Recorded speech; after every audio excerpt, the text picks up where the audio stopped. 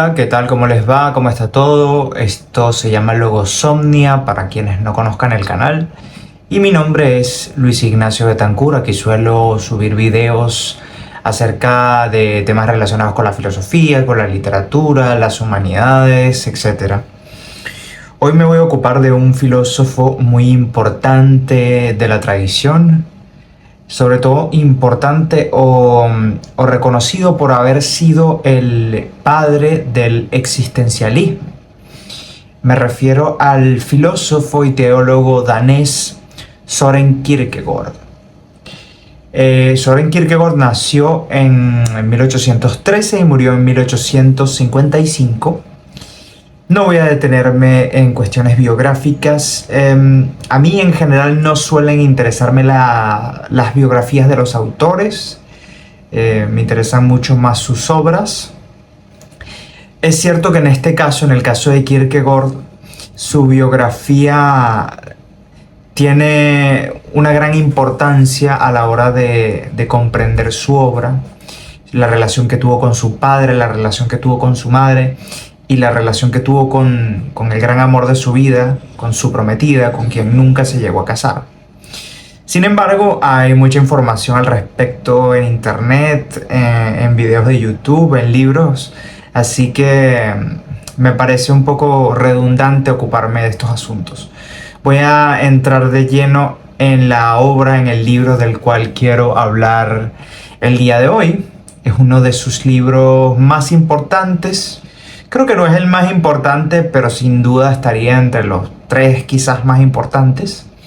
Es un libro que se llama Temor y Temblor. Yo tengo la edición de Losada, no sé la verdad qué otras ediciones hay. Es un libro muy bien, bueno, al menos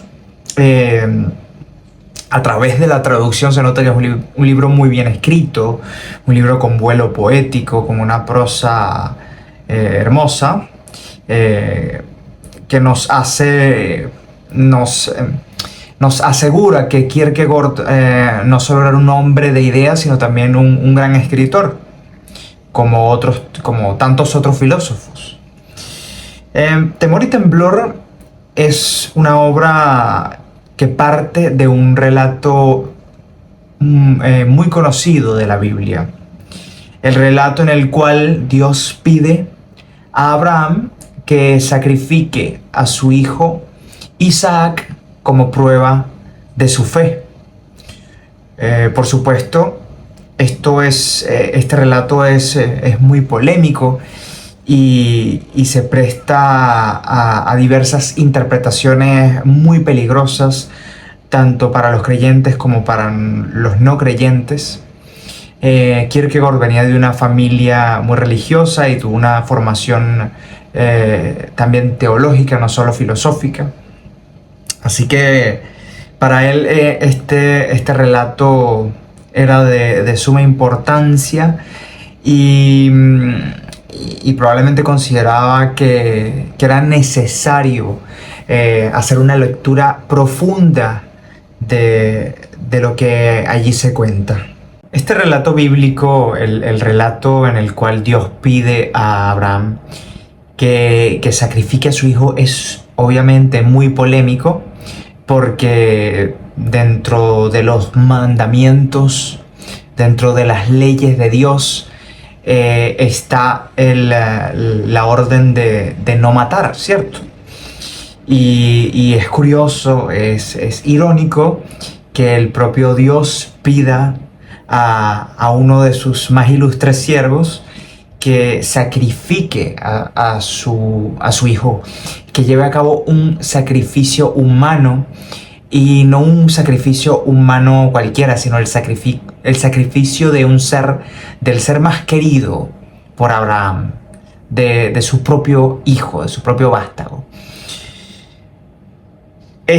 Obviamente este relato nos obliga a posicionarnos en principio, al menos en 2 direcciones. Desde un punto de vista moral, obviamente nos vemos o nos sentimos tentados a juzgar a Abraham como un asesino, ya que él digamos que no duda y acepta la orden de Dios. Se dirige al monte donde debe llevar a cabo el sacrificio, se lleva a su hijo, viaja a caballo junto a su hijo durante varios días hasta llegar al lugar elegido para el sacrificio, y justo antes de clavar el cuchillo en el cuerpo de su hijo, es disuadido, ¿no?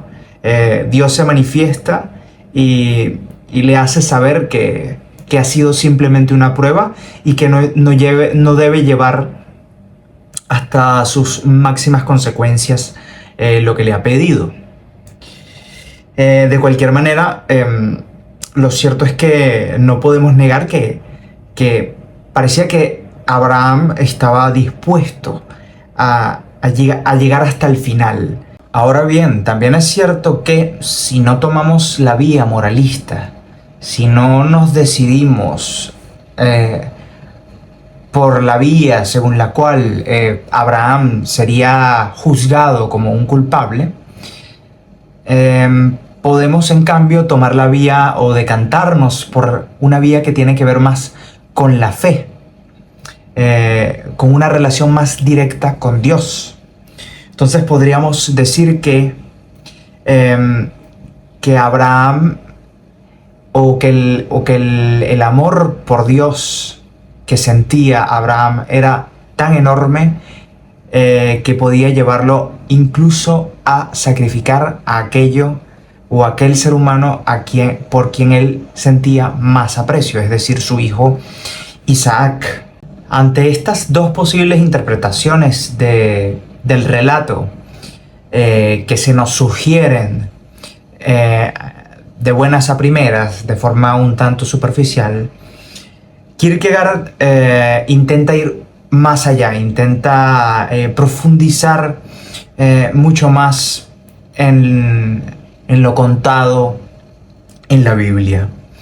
Y antes de comenzar a desarrollar su lectura al respecto, se ocupa de señalar varios puntos importantes. Uno de los puntos que considera importantes consiste en señalar que la suerte de Isaac, la vida de Isaac, dependió hasta el último momento del brazo de Abraham, del brazo de su padre que sostenía el cuchillo. Por lo tanto, se trata de un acto que puede entenderse o que debe entenderse en términos de responsabilidad individual.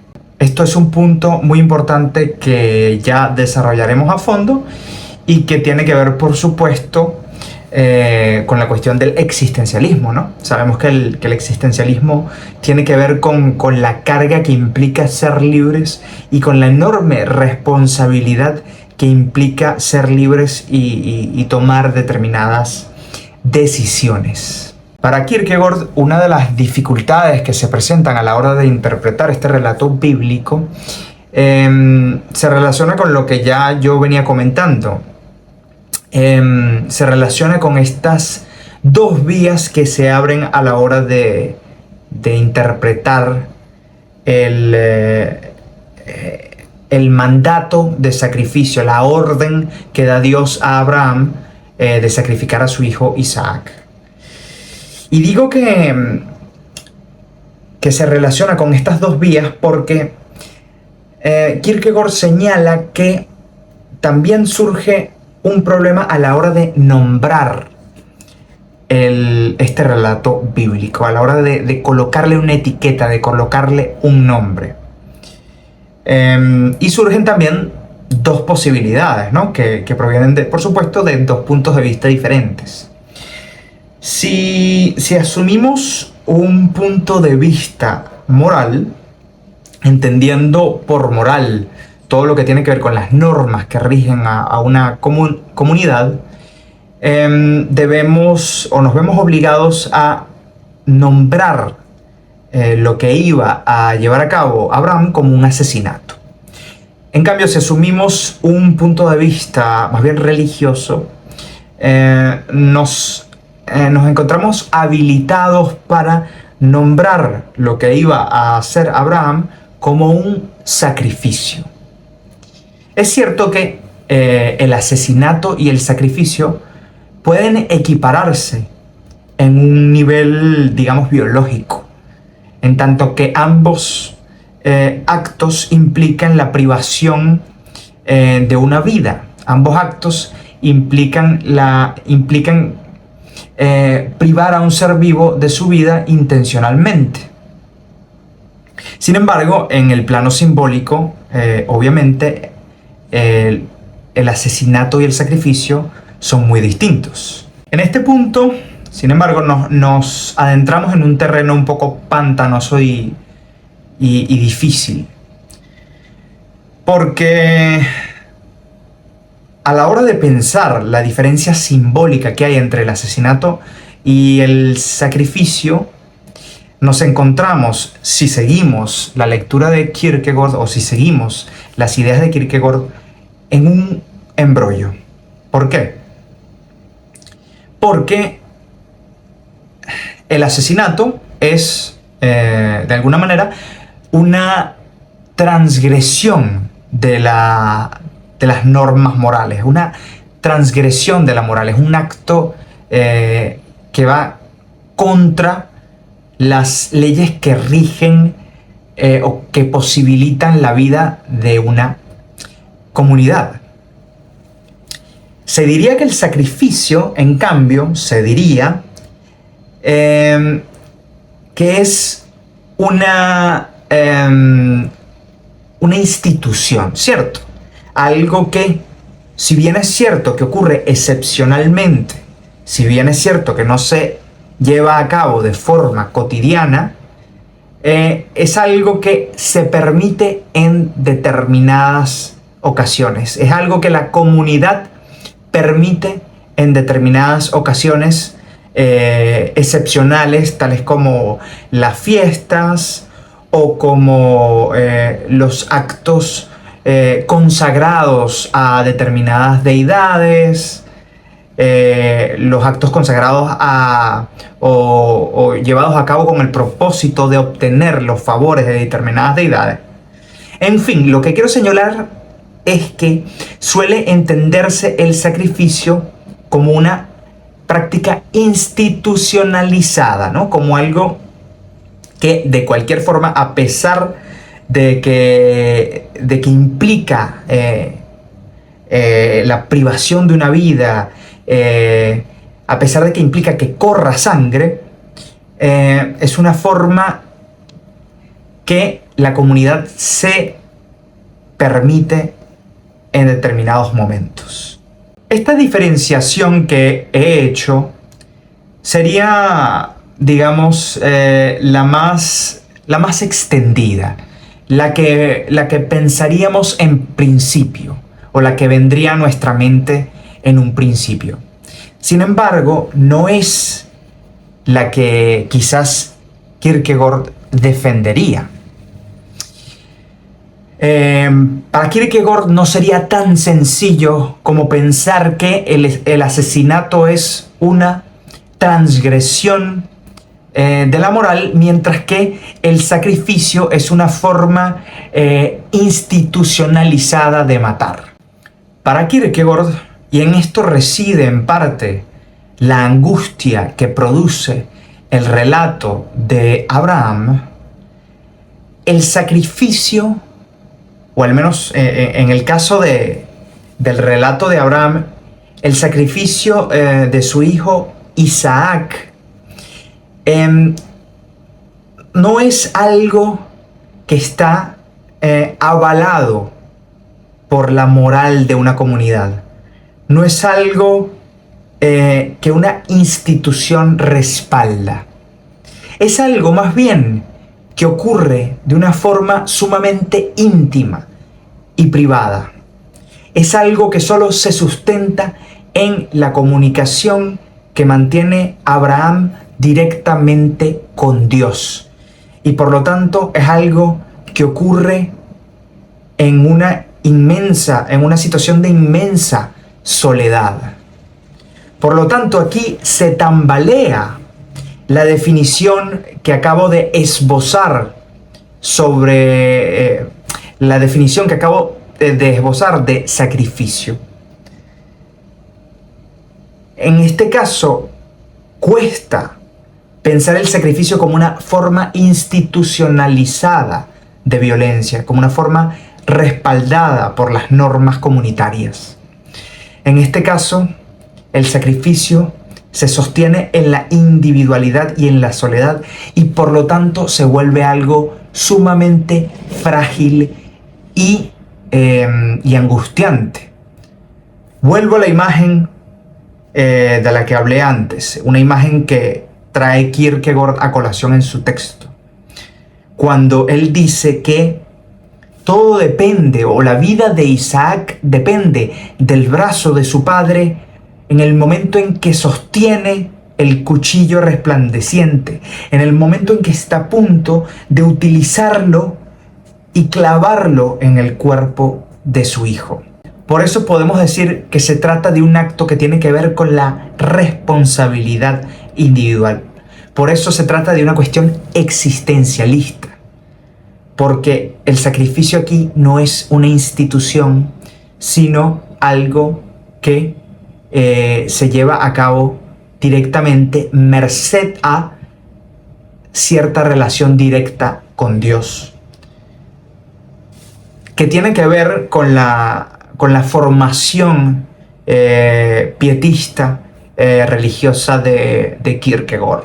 Todo esto que Kierkegaard plantea hace que la situación de Abraham, que ya de por sí es sumamente polémica, se complique aún más. Kierkegaard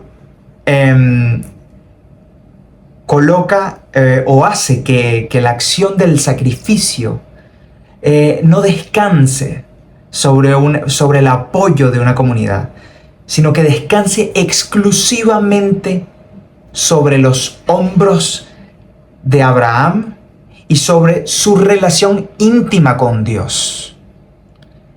Esto lo vuelve todo más complicado, porque uno puede llegar a preguntarse, como no hay un respaldo comunitario, como no hay una sociedad que esté aprobando este sacrificio, uno puede llegar a preguntarse si acaso Abraham es un loco o es un homicida. Como todo depende de él, de su responsabilidad como individuo, como todo depende de la comunicación que él mantiene directamente con Dios, obviamente su acción está mucho menos respaldada y depende mucho más de él. Y él se convierte en el único responsable de la acción, lo cual requiere una enorme valentía. Esto hace que, toda esta situación hace que Kierkegaard interprete la acción de Abraham o la decisión de Abraham en función de la idea de lo que él llama lo absurdo o el absurdo, que obviamente es un tema del cual se ocupará siempre la filosofía existencialista. Kierkegaard dice que como Abraham está de alguna forma sumamente, digamos, no diría que desamparado o desahuciado, pero como Abraham no tiene el apoyo de las instituciones o de cierta comunidad, su apuesta es mucho mayor. Su apuesta es tan grande a la hora de seguir la orden de Dios, a la hora de levantar el cuchillo y de estar dispuesto a clavarlo en el cuerpo de su hijo, La apuesta es tan grande que solo puede justificarse si se entiende como fe o como una confianza absurda. ¿En qué consiste esta fe, esta forma de ponerse en manos del absurdo? Para Kierkegaard, la fe de Abraham es tan intensa o excede tanto a la razón que era posible para él pensar que incluso en el momento cuando ya tenía el cuchillo en la mano y estaba a punto de clavarlo en el cuerpo de su hijo, Dios le diría que solo se trataba de una prueba y que no tenía que llevar hasta sus máximas consecuencias la orden. De acuerdo con lo que plantea Kierkegaard, la fe de Abraham o su entrega a lo absurdo se comprende porque de alguna manera es posible pensar que él sentía que de cualquier forma Dios iba a evitar que eso sucediera, que Dios iba a detenerlo y a demostrarle, aunque fuese en el último segundo, que eso era una simple prueba. La posición en la cual se encuentra Abraham, que es la posición de quien no requiere de la aprobación de la comunidad, es la posición que Kierkegaard llama la posición del caballero de la fe.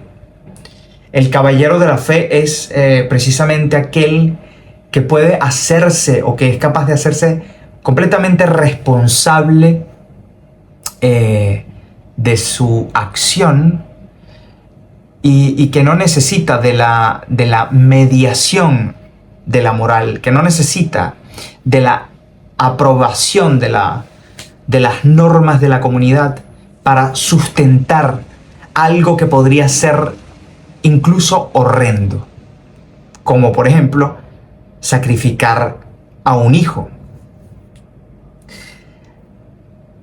Kierkegaard habla mucho o desarrolla esta idea llamada caballero de la fe y la contrapone a la figura del héroe trágico. De hecho, esta obra, diría que Temor y Temblor, se construye mucho a partir del contraste entre el llamado caballero de la fe y el héroe trágico, entre el punto de vista de la moral y el punto de vista religioso, entendiendo por religioso la relación directa con Dios, sin mediación de instituciones tales como la iglesia, sin mediación de la comunidad, ¿ok? Entonces, yo diría que una clave de lectura que debe tomarse en cuenta a la hora de abordar este texto es que se trata de un texto construido a partir de cierta dualidad, ¿no? Repito, una dualidad que se define, repito, en términos de el héroe trágico versus el caballero de la fe. El héroe trágico está del lado de la moral o de las normas de la comunidad y el caballero de la fe está del lado de esta religiosidad o de esta fe directa y sin mediaciones. Bueno, decía que Kierkegaard se ocupa mucho de desarrollar la idea del caballero de la fe. Una de las cosas más importantes que dice acerca de este caballero de la fe es que el caballero de la fe es capaz de concentrar toda la realidad o toda su realidad o todo su poder vital en una única acción. Es capaz de apostarle toda la vida a una sola cosa, como en el caso de Abraham, ¿no? Que en determinado momento le apuesta prácticamente toda su vida a este acto sacrificial ordenado por el mismo Dios. Esto también Kierkegaard, esta actitud que define al caballero de la fe, Kierkegaard no solo la contrapone a la actitud o a la conducta del héroe trágico, sino también al de el típico pequeño burgués, al del burgués capitalista. Kierkegaard en esta obra no solo se pelea con la figura del héroe trágico, sino también con la figura del burgués, ¿no? Porque Kierkegaard dice que, a diferencia del caballero de la fe, que le apuesta todo a esta acción, a este deseo, el burgués, en cambio, es alguien más prudente, es alguien que diversifica sus acciones, tal como un inversor diversifica sus inversiones, ¿no? Sabemos que es propio de los inversionistas no invertir nada más en un solo negocio, sino invertir en varios negocios, de manera que si uno de los negocios quiebra o obtiene pésimos resultados, la inversión no se pierde por completo, porque el dinero se ha invertido en otras posibilidades, ¿no? Entonces Kierkegaard señala que el alma del caballero de la fe de alguna forma está más unificada en este deseo, está concentrada, mientras que el alma más burguesa incluso el alma del héroe trágico está como disgregada, como fragmentada. El alma del héroe trágico está fragmentada en la comunidad, y el alma del pequeño burgués está fragmentada en las diversas inversiones que lleva a cabo en su vida para no asumir un riesgo tan alto como el que asume el caballero de la fe o Abraham, que es un ejemplo de este caballero de la fe. En consonancia con esta idea de que el caballero de la fe es un ser capaz de concentrarse, de unificarse en un deseo, mientras que el burgués o el héroe trágico no, Kierkegaard dice que las naturalezas profundas, es decir, las naturalezas o las personalidades profundas, tales como las del caballero de la fe, nunca pierden la memoria de quiénes son. No recurren al olvido como si el olvido fuese un remedio o una forma de consuelo. El caballero de la fe siempre recuerda quién es, siempre tiene presente quién es, y no borra su memoria con el propósito de comenzar desde cero y de no tener que hacerse responsable de la carga que ya lleva sobre sus hombros. Por supuesto, el hecho de no querer olvidar, el hecho de querer ser perfectamente coherente consigo mismo y con la memoria que se lleva a cuestas, trae como consecuencia que el caballero de la fe sufra un inmenso dolor.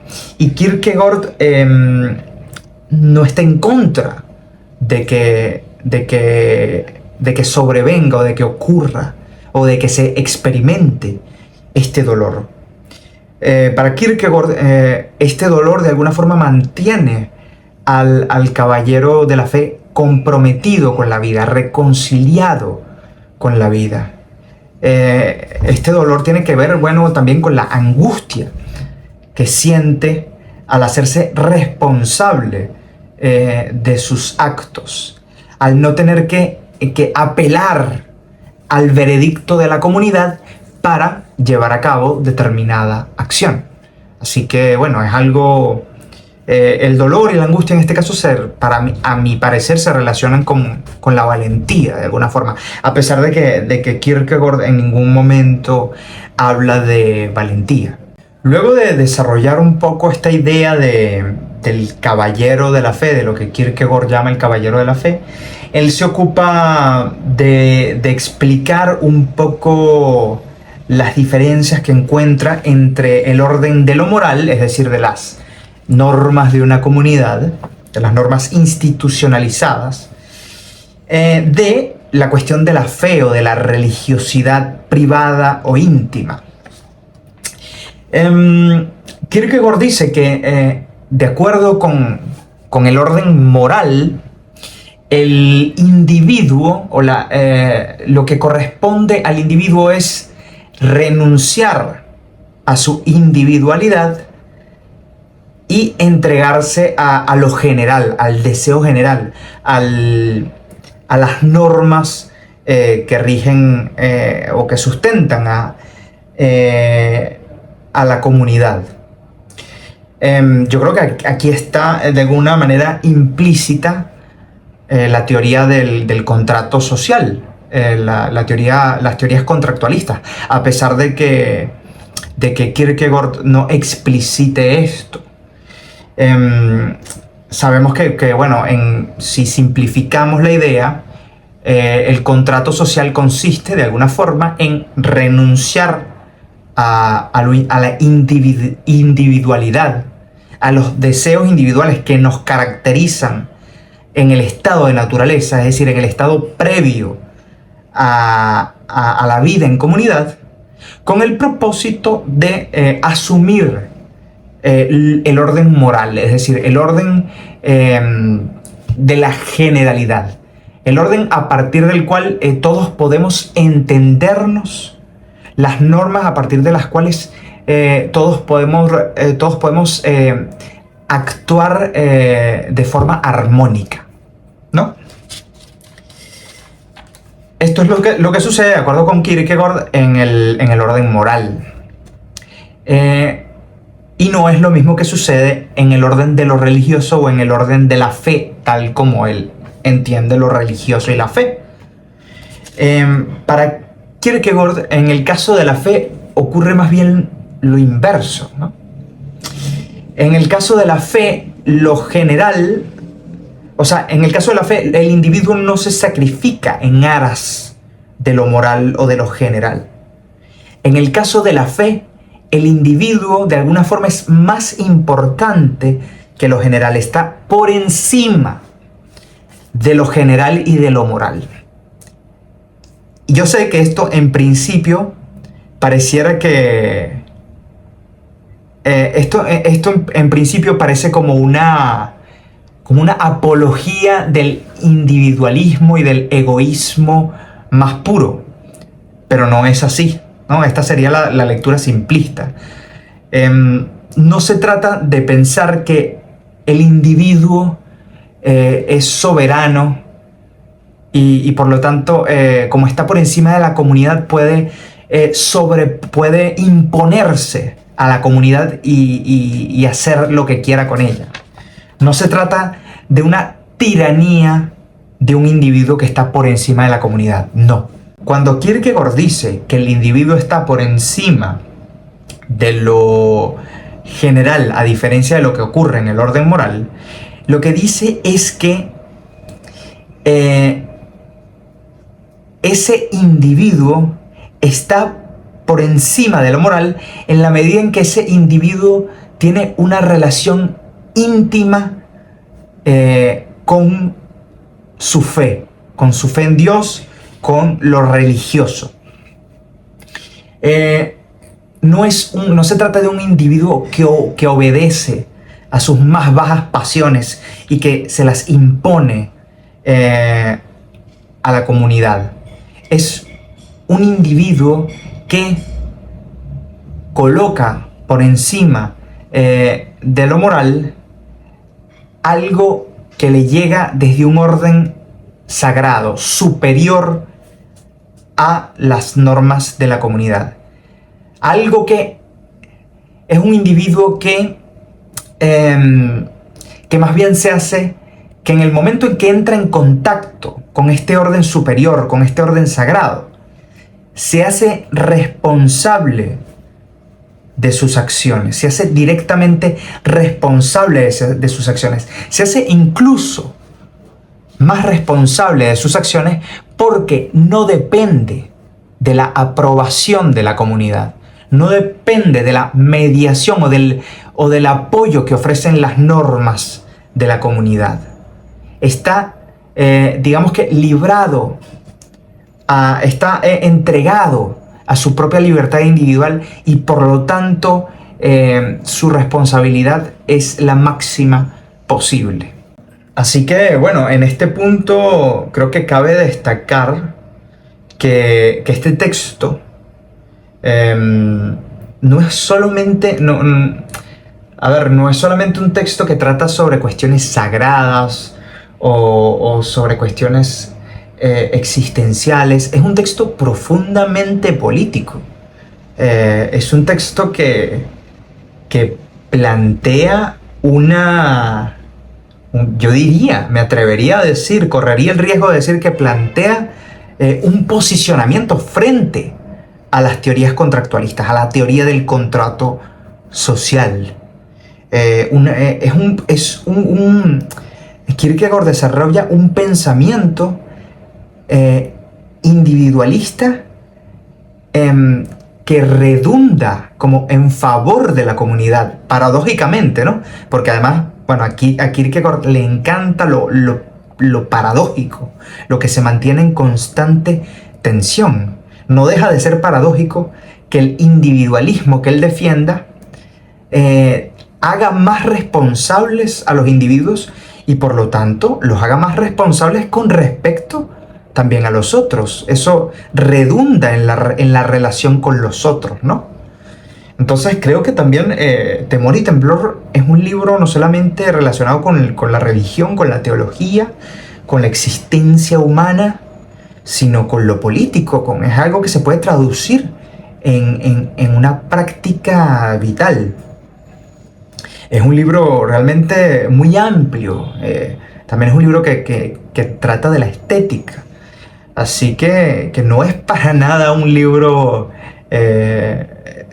lleno de reflexiones ociosas, es un libro que nos lleva a cuestionarnos profundamente, que nos lleva a cuestionar nuestra vida en comunidad, la manera ilustrada que hemos heredado a la hora de interpretar nuestra vida en comunidad, nuestra vida en sociedad. Kierkegaard continúa desarrollando esta contraposición entre lo moral y lo digamos, lo religioso, la fe o lo absoluto, ¿no? Él también habla de lo absoluto en relación con la fe y con lo que él llama el caballero de la fe. Él dice que el héroe trágico, como ya yo había adelantado, es un héroe inserto en el orden de lo moral, ¿no? En el orden de lo general. Normalmente un héroe trágico es siempre un héroe trágico es quien sacrifica su individualidad en aras de lo moral, de lo que está de la esfera de lo general que sostiene a la comunidad a la cual pertenece, ¿no? De manera que cuando el héroe lleva a cabo una acción que puede parecer descabellada, que puede parecer una locura y que puede incluso generar desaprobación, de cualquier forma el héroe siempre tiene la seguridad de que está respaldado por el orden de lo moral, de que está respaldado por las instituciones, de que está respaldado por la mediación que se establece entre los individuos de una comunidad. El héroe trágico en realidad no asume su libertad de forma absoluta, no asume completamente la responsabilidad de sus acciones. el héroe trágico se pone en manos de lo moral, de lo general. Y lo moral es algo que en sí mismo tiene lo que en griego se llama un telos, ¿no? De telos, de la palabra telos griega, viene el término teleología, ¿no? Una teleología se refiere o la teleología se refiere a un sentido, ¿no? A una especie de relato que lleva a un determinado fin o sentido.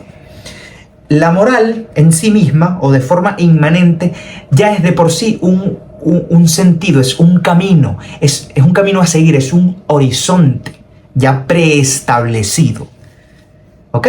Entonces, el héroe no se ve, digamos, en la situación difícil de tener que fundar su propio horizonte, de tener que fundar su propio sentido, porque ya tiene este telos, esta moral que le ofrece su comunidad a la hora de tomar una decisión. Entonces el héroe sencillamente se sacrifica a sí mismo, y eso requiere valentía, no hay que negarle valentía al héroe trágico, que la tiene, pero cuando sacrifica su individualidad en aras de o en favor de esta moral general, tiene la garantía de que tiene un sustento, ¿no? La moral general se le ofrece como garantía. Así que no está flotando, no está tan desahuciado o no está tan a la deriva como el caballero de la fe, ¿no? Entonces, bueno, Kierkegaard lo formula de diversas maneras, la manera como el héroe trágico se aproxima a su propio rol dentro de la comunidad. Dice que es alguien que reniega de sí mismo, que se sacrifica en aras del deber, que reivindica que renuncia a lo finito para alcanzar lo infinito, etc. En cambio, el caballero de la fe es alguien que hace de alguna manera lo contrario a lo que hace el héroe trágico. El caballero de la fe es alguien que tiene que renunciar a lo general, a la moral, para alcanzar, no para satisfacer su deseo individual. O sea, no es sencillamente no es un transgresor, no es un criminal, no es alguien que transgrede el orden moral para satisfacer sus propios deseos, no. Es alguien que transgrede el orden moral, el orden de la comunidad, por algo incluso superior, por algo que está por encima del orden moral, por lo que Kierkegaard llama lo absoluto. Y esto es algo sumamente difícil, porque lo absoluto, como ya adelanté antes, lo que tiene que ver con la fe, con lo religioso, con algo que está, con algo que está más arriba de lo moral, es algo que no se genera a partir de una mediación, ¿no? La relación del caballero de la fe con lo absoluto no está mediada por una iglesia, por un estado, o por una comunidad, o por una serie de instituciones, o por una moral preestablecida. No, la relación del caballero de la fe con lo absoluto es directa. Y sin embargo, y esto hace, ¿no?, que su condición sea más complicada que la del héroe trágico. Porque está mucho más solo, está aislado. Tiene que luchar por eso absoluto. Tiene que ponerse a la escucha de ese absoluto. Y tiene que sacrificar lo moral y la comunidad en función de ese absoluto. Eso es precisamente lo que intenta hacer Abraham cuando Dios le ordena lo que le ordena. Abraham pone en cuestión o se rebela de alguna forma contra la moral y contra las normas de la comunidad que prescriben no matarás, ¿no? Y de hecho, ¿no? En los mandamientos de la ley de Dios, que son una forma institucionalizada de la religión, se dice no matarás. Pero Abraham entra en una relación directa con lo absoluto, una relación íntima con Dios, y decide poner encima esa relación con lo absoluto, decide poner esa relación con lo absoluto por encima de lo moral y de lo general. Y eso es lo que lo convierte en un ser incluso más responsable, en un ser que se hace cargo realmente de su libertad y que no delega su libertad en la comunidad, que no delega su libertad en las normas que le impone la comunidad, como si lo hace el héroe trágico. Esto es lo que engrandece tanto al caballero de la fe, de acuerdo con Kierkegaard. Kierkegaard sigue comparando a lo largo de las páginas que vienen a continuación al caballero de la fe con el héroe trágico, es decir, a quien entra directamente en contacto con lo absoluto, con quien sencillamente delega su libertad, o que deja su libertad en manos de la comunidad. Él dice que obviamente es difícil ser un héroe trágico, ¿no?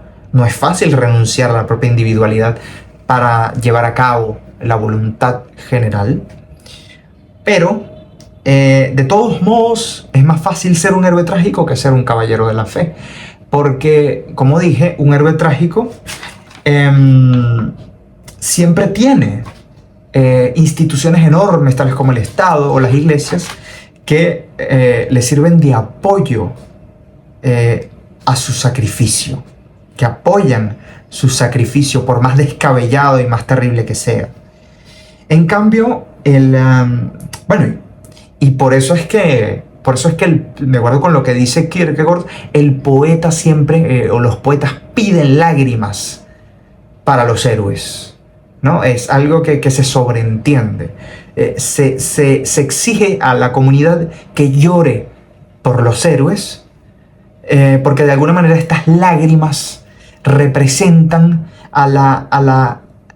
lo moral, el orden general que sustenta al héroe y que no permite que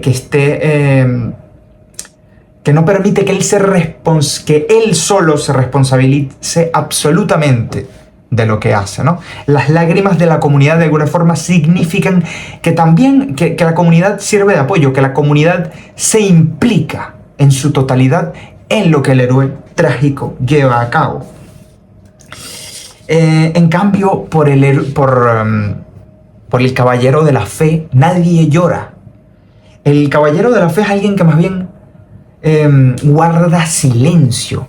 Es alguien que está condenado al silencio, que está de alguna forma privado del habla. No puede comunicar su relación con lo absoluto, porque es algo del orden de lo indecible, ¿no?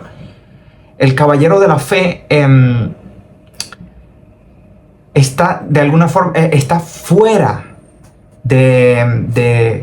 o no tiene un público que se responsabilice también, o que de lo que ha de llevar a cabo, ¿ok?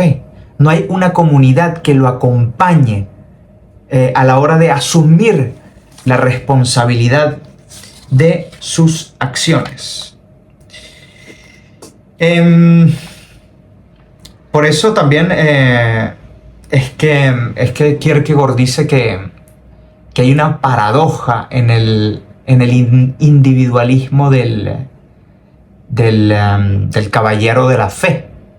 Hay una paradoja porque el caballero de la fe vive al mismo tiempo en el egoísmo y en el abandono. Claro, no es un egoísmo en el sentido de poner los intereses propios por encima del interés general, ¿no? Es un egoísmo, en la medida en que entendemos egoísmo como esta relación directa con lo absoluto que debe ponerse por encima del interés general o de la comunidad. Entonces, en el momento en que el caballero de la fe decide renunciar a la moral, decide renunciar a lo general, también está llevando a cabo un acto de resignación, porque se arriesga a que la comunidad lo señale y lo llame asesino, ¿no? Y se arriesga a él mismo,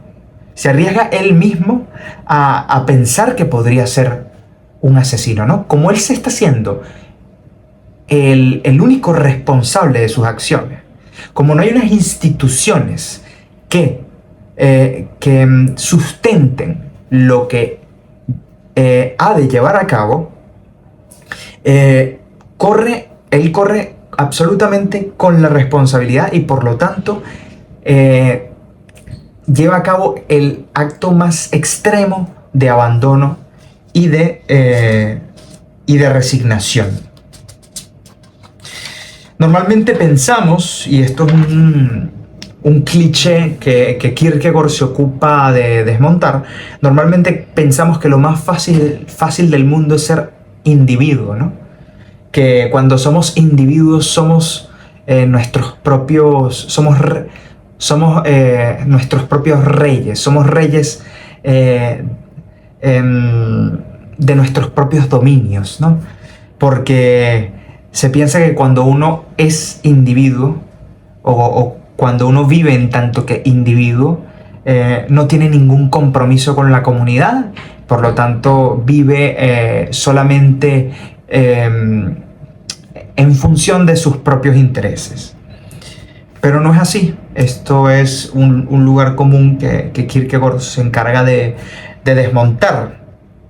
Él dice que ser individuo, tal como él entiende la individualidad, es sumamente complicado porque estamos a merced, porque no podemos, repito, entregar nuestra libertad a la comunidad. No podemos fundamentar nuestras decisiones en la moral de la comunidad. Estamos solos con nuestra propia libertad a la hora de ser individuos. Estamos solos y nuestro único sustento es la relación íntima y privada e incomunicable que sostenemos con lo absoluto, con lo religioso, con lo superior, con aquello que nos permite cierta fe, ¿no? En la individualidad hay una entrega, en la individualidad reside el acto de entregarse a lo absurdo, sin contar con el suelo, sin contar con las bases que nos ofrece o que le ofrece al héroe trágico la moral de su pueblo. A la hora de ocuparse más a fondo del concepto del caballero de la fe, Kierkegaard se ocupa de hacer una distinción. Él no solamente distingue el caballero de la fe del héroe trágico, sino también distingue al caballero de la fe del falso caballero de la fe.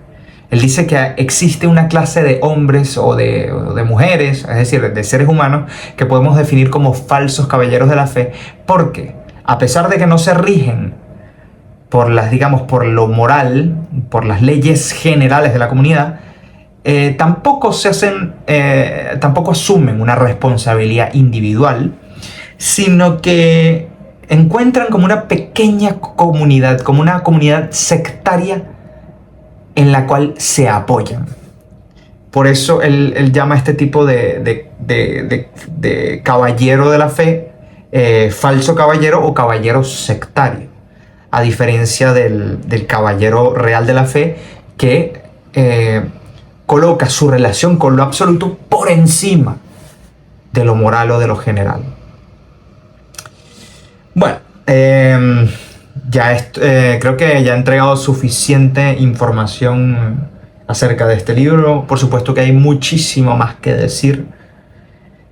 Por eso, como siempre hago, les invito a que lean este libro, que no tiene pérdida. Es realmente un libro no solamente interesantísimo por sus ideas, sino también por su prosa. Es un libro que nos seduce a través de su prosa y que demuestra que Kierkegaard merece un lugar no solo en la historia del pensamiento y de la filosofía, sino también en la historia de la literatura, si por literatura entendemos un compromiso con la palabra, con el uso del lenguaje. Bueno, sin nada más que decir, me despido. Muchísimas gracias por escucharme. Cualquier pregunta que tengan, ya saben que pueden hacerla en los comentarios. No se olviden, por favor, de regalarme un like si les ha gustado el video. Y no olviden tampoco suscribirse, que es lo más importante si quieren seguir apoyando este canal. Chao, nos vemos en la próxima entrega de Logosomnia.